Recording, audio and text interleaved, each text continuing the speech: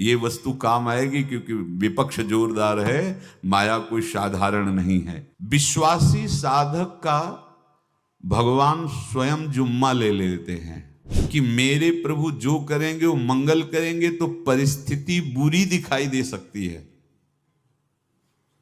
परिस्थिति भयावह दिखाई दे सकती कि अब तो सब गया, ऐसा लगेगा। लेकिन वो बहुत बड़े के हाथ में नियंत्रित है परिस्थिति। देखते देखते उस परिस्थिति का परिणाम निश्चिंत, निःशोक और निर्भय कर देने वाला हो जाएगा। साधन पथ पे हम इनको आदर्श मानकर चले तो बहुत जल्दी आनंद आ जाए। अब हमें किसी भी अड़चन से कोई भय नहीं, किसी भी अड़चन से भय नहीं। आप ये खिलवाड़ मत समझे, किसी भी अर्थ कोई तुम्हें नहीं रोक सकता आप श्री जी से मिलने के लिए। साधक तीन बातें आरंभ से देखे कि हमारे जीवन में आ रही हैं कि नहीं। पहली बात, भगवान पर पूर्ण श्रद्धा विश्वास। अनंत ब्रह्मांडों के स्वामी हैं, काल भी उनके अधीन है। डरना क्यों भाई, किस बात का डर लगना है? अगर डर है, भय है, तो अभी श्रद्धा विश्वास स्वामी में नहीं है। अगर हमें हृदय में कष्ट अपना प्रभाव पहुंचाना चाहता है, तो जैसे कोई ठंडी से बहुत कांप रहा हो और माता दौड़कर आवे, अपने हृदय से लगा के अपने शरीर का ताप देकर उसकी ठंड को दूर कर दे, ऐसे प्रियाजू करती हैं, ऐसे प्रियालाल करते हैं। ये कहा कहो बड़ भाग, नित नित रति हरिवंश हित, नित बरधत अनुराग, यह जो कृपा हरिवंश की। ये आपनो भाग आपन मुख, कहा तुझ श्री हरिवंश बल, हरिवंश भरोसे भय निडर, सो नित गर्जत हरिवंश बल। देखा है, कष्टों की बौछार है, ऐसे जैसे ऊपर से वर्षा हो रही है, भगवान शेष फणों का छत्र, संवर्तक मेघ प्रलयंकारी वर्ष रहे, गिरिराज जी का छत्र। ऐसे भक्त को कृपा छत्र से हर समय सुरक्षित रखा जाता है। भक्त बनने के लिए कोई विशेष लायकात की आवश्यकता नहीं। मैं समस्त गुणों से हीन, पर मैं अपने प्रभु का, बस यही लायकात है। प्रभु की सिवा यदि आपका कोई अन्य आश्रय है तो आपको धोखा लगेगा। नहीं तो सच्ची कह रहे हैं, इसी जन्म में निहाल हो जाओगे। एक बात केवल स्वीकार करो कि प्रभु के सिवा मेरा कोई नहीं है, और है भी नहीं। स्वीकार कर लोगे तो तुम्हें अनुभव में आने लगे। हम प्रतिपल देखते हैं, प्रतिपल, वो केवल अपनापन चाहते, केवल अपनापन, कोई दूसरा नहीं होना चाहिए। बस कहां बाहर तो देखो आप सब हमारे हो, अंदर से नहीं हो। अंदर से आप सब श्री जी के हो और हम आपके सेवक हैं। बाहर से आप गुरु मानो, जो भाव मानो वो आपको श्री जी जाने। अंदर से हमारे आप श्री जी के जन हो और हम आपके सेवक हैं। बाहर से कुछ भी व्यवहार मानो, कोई बाहर से व्यवहार का कोई अस्तित्व नहीं, अंदर की बात का अस्तित्व होता है। आप सब हमारी स्वामिनी के परिकर हो, हम आपके दास हैं। बस इस बात से हमारा अपनापन आपसे है, नहीं श्री जी के सिवा किसी से कोई अपनापन नहीं। कि आप इसका प्रभाव समझिए। प्रभु को सिर्फ अपनापन चाहिए, सिर्फ अनन्यता। यदि उपासक में तीन बातें नहीं है तो अभी थोड़ी गड़बड़ी है। पहला, दृढ़ श्रद्धा विश्वास। दृढ़ श्रद्धा, अब नहीं, अब नहीं, अब नहीं, अब तो हाथ उठने का समय आ गया। अब क्या, अब नहीं, अब गाहक मत फंसाओ, बाजार बंद करो, हाथ उठा लो, चलो अपने घर चलो। समय आ गया, घर चलने का समय है। नहीं तो कलयुग अपनी बाजार ऐसी फैला देगा कि भूल जाओगे कि घर भी जाना है। दूसरी बात, जो गुरु ने भजन दिया उसमें तत्परता, सच्ची मानिए। जीवन भर कभी इस प्रमाद को गुरु कृपा से आने का अवसर नहीं दिया गया कि चैन से सोए हों और चैन से खाए हों।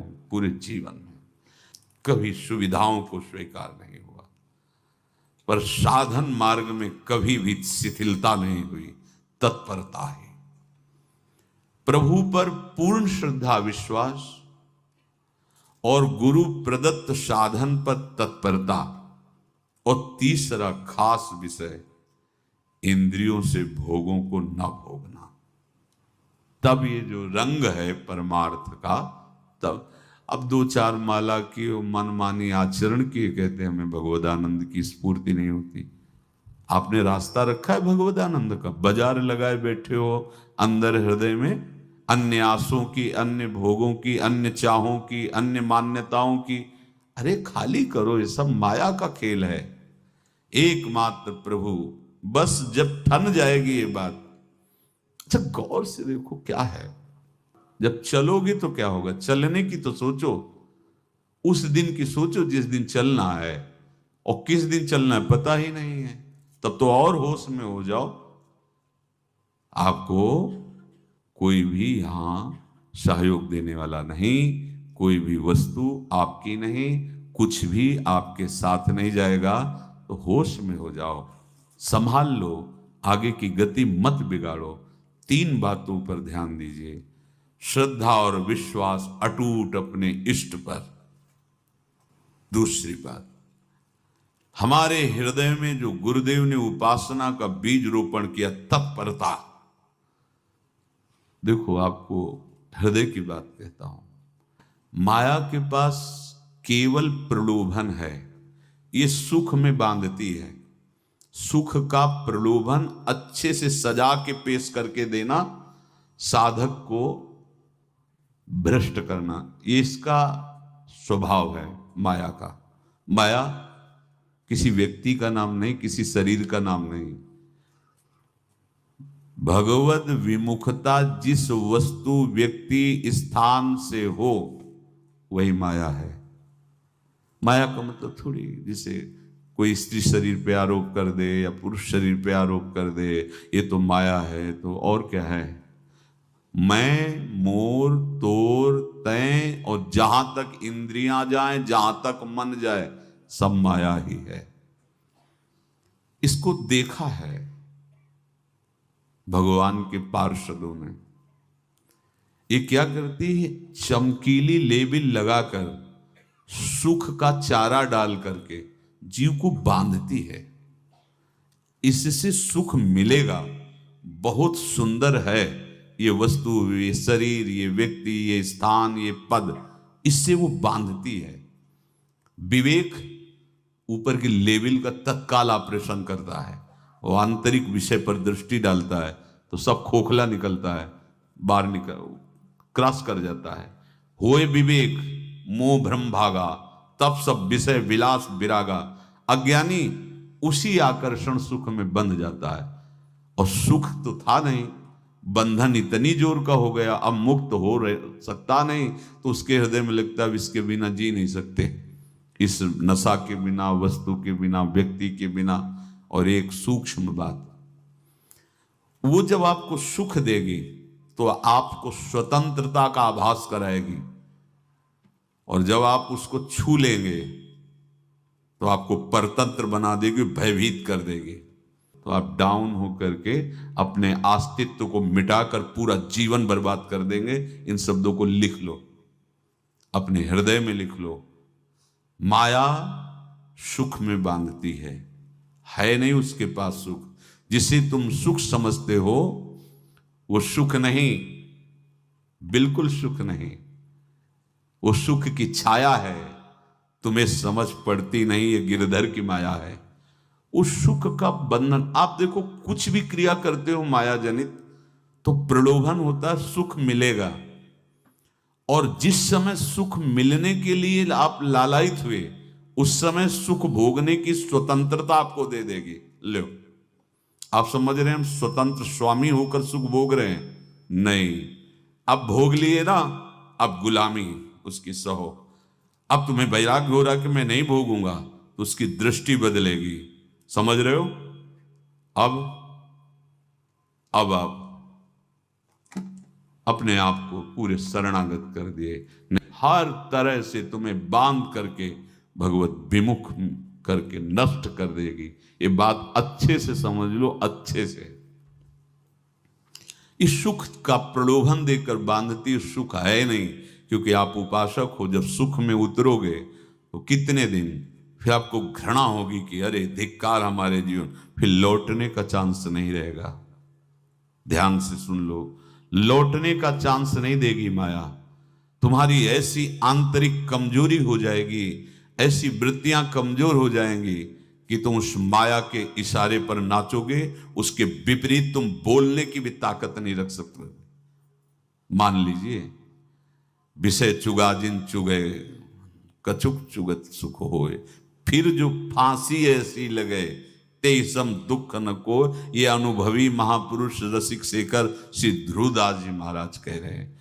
तो तीसरी बात का संयतेंद्रिय, दृढ़ श्रद्धा विश्वास भगवान पर, गुरु प्रदत्त प्रबल साधना में तत्परता, और इंद्रियों की गुलामी कभी स्वीकार न करना। जीवन में ध्यान रखा जाए, केवल प्राण पोषण शरीर के निर्वाह के लिए जो निरपेक्ष भाव से मिले उसे स्वीकार करो, अन्यथा ये प्रलोभन सुख का देकर माया तुम्हें बांध लेगी और फिर तुम्हें अधीन कर लेगी। कितने ऐसे मार्ग में उत्साहित होकर चलते हैं, पर गुरु कृपा पात्र ना होने के कारण, चतुर खिलाड़ी ना होने के कारण वो प्रलोभन में फंस जाते हैं। फंस गए तो फिर मछली का कांटा जानते हो, ऐसे अब वो चाहे जितना हिले डुले वो कांटा नहीं निकल सकता, अब तो उसको मरना ही पड़ेगा। ये जन्म बर्बाद ना हो, आप सबसे प्रार्थना है।